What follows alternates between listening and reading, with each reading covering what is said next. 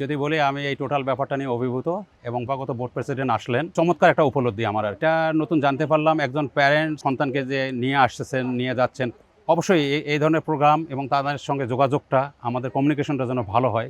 আমার ছেলে ঢাকা লিগ খেলে, তো ওর ভুরুর উপরে কপাল ফেটে যায়। এই ইনজুরিটায় আমি ব্যক্তিগতভাবে যেহেতু আমার সন্তান, তাকে আমি সেভাবেই ইনজুরিটা কাটায় উঠাইছি।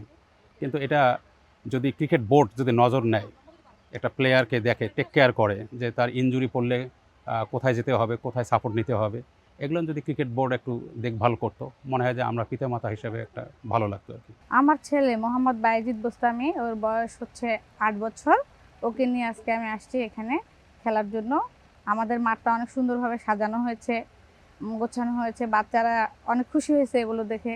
বাচ্চাদের এরকম মাঝে মাঝে প্রোগ্রাম হলে বাচ্চারা অনেক খুশি হয়।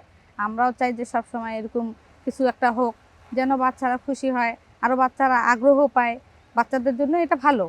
আর স্যার অনেক কথা বলছে আমাদের বাচ্চাদের বড় করার ক্ষেত্রে, মানে ওরা কিভাবে বেড়ে উঠবে, ওরা কিভাবে ভালো মানুষ হতে পারে, সে সম্পর্কে অনেক কথা বলছে। এখানে আসলে বাচ্চাদের হয় কি, বাচ্চারা একটা হচ্ছে পরিবেশ পাচ্ছে, ওরা দুষ্টামি থেকে, মোবাইল থেকে অনেক দূরে থাকতেছে।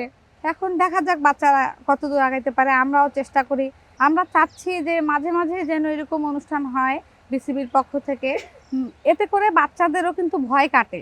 বাচ্চারা যেমন আজকে যে অনুষ্ঠিত হলো আর কি, এতে করে হলো কি বাচ্চাদের কিন্তু অনেকটা ভয় কেটে গেছে যে বড় বড় স্যারদেরকে দেখলো, অনেক কিছু মানে অন্যরকম একটা আয়োজন হয়েছে। এটা এটা কিন্তু খুবই ভালো হয়েছে আমাদের জন্য।